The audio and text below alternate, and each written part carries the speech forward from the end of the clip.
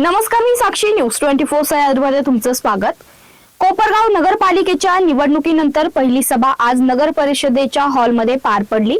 यात उपनगराध्यक्ष व 3 स्वीकृत नगरसेवकांची निवड करण्याचा कार्यक्रम संपन्न झाला. या निवडीचे पीठासन अधिकारी म्हणून नगराध्यक्ष पराग संधान यांनी कामकाज पाहिलं. यावेळी उपनगर जिल्हाध्यक्ष पदासाठी भाजप व मित्रपक्षांकडून जितेंद्र रणशूर व राष्ट्रवादी काँग्रेसच्या वतीने वाल्मिक लहिरे यांनी आपली उमेदवारी अर्ज दाखल केले. यात जितेंद्र रणशूर यांना 18 मते तर वाल्मिक लहिरे यांना 11 मते पडली. यात कोपरगाव नगरपालिकेच्या उपनगर अध्यक्षपदी जितेंद्र रणशूर यांची निवड झाली. यावेळी वैभव आढाव हे बाहेर गावी असल्याने ते गैरहजर होते. तर स्वीकृत नगरसेवक पदी भाजप मित्रपक्ष आघाडीचे माजी नगरसेवक अतुल काले व सौ सोनल अजमेरे तर राष्ट्रवादी काँग्रेस अजित पवार गटाचे बाळासाहेब रुईकर यांची निवड बिनविरोध करण्यात आली. यावेळी मुख्य अधिकारी सुहास जगताप सह नगरसेवक नगरसेविका उपस्थित होते. या प्रसंगी नगराध्यक्ष पराग संधान व नूतन उपनगराध्यक्ष जितेंद्र रणशूर यांनी आपलं मनोगत व्यक्त केलं. स्वामी विवेकानंद स्वामी यांच्या जयंतीनिमित्त प्रथमतः मी त्यांना विनम्र अभिवादन करतो. आणि आज जे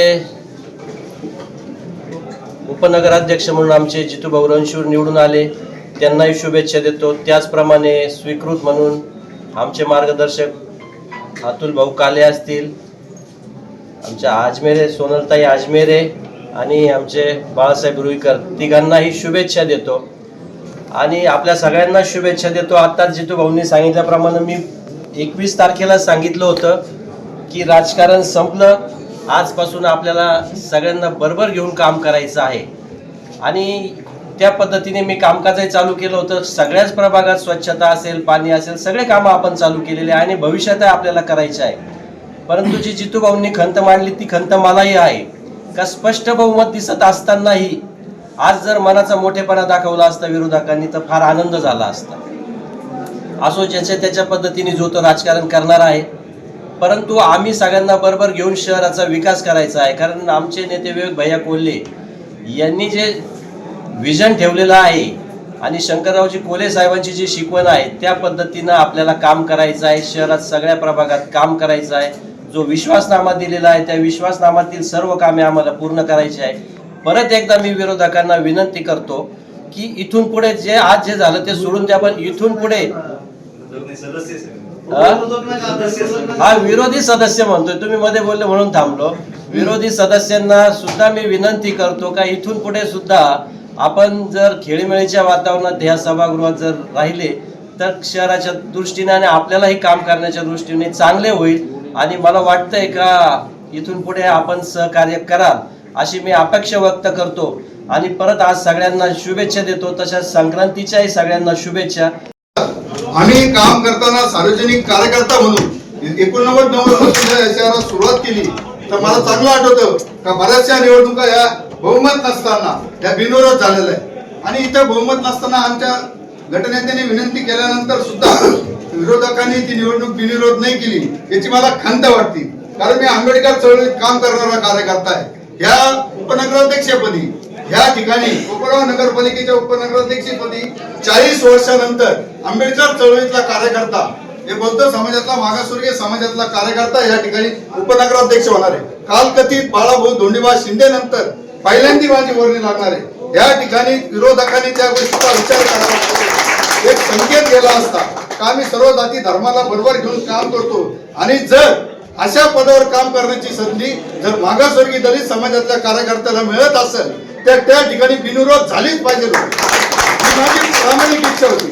कारण मी चळवळीत या शहरात 35 वर्षात काम करताना मी कसं काम केलेलं आहे कोपरगाव शहरातल्या नागरिकांना माहिती. अतिशय प्रामाणिक काम. मी माझी स्तुतीने सांगत तर सगळं गाव सांगेल का माझ्यावर एकही डाग नाही. आणि माझी विनंती होती, मी त्यांनाही विनंती केली की बिनविरोध होऊन द्या. कोपरगावच्या पुढच्या 5 वर्षाच्या काळात कोपरगाव शहराचा कारभार करताना तुम्ही आम्ही एकत्र मिळून काम करू. आमच्या नगराध्यक्षाचे उमेदवार निवडून आले त्या दिवशी त्यांनी सांगितलं निवडणूक झाली, राजकारण संपलं. पण हा चुकीचा संदेश या निमित्ताने तालुक्यात गेलेला आहे का दलित समाजाचा कार्यकर्ता असताना सुद्धा तुम्ही निवडणूक केली का तुमच्या भावना काय होता ते आमच्या लक्षात येत नाही. आमच्या विनंतीला तुम्ही मान दिला नाही. मी एक कार्यकर्ता म्हणून, आंबेडकर चळवळीतला कार्यकर्ता म्हणून या आयुष्यभर मनात खंत राहील काही बिनविरोध झाली पाहिजे होती. माझी अपेक्षा होती, माझी ही अपेक्षा होती का ही निवडणूक बिनविरोध झाली पाहिजे होती. त्याचा संदेश चांगला गेला असता, पण त्यांना बिनविरोध करायची नव्हती.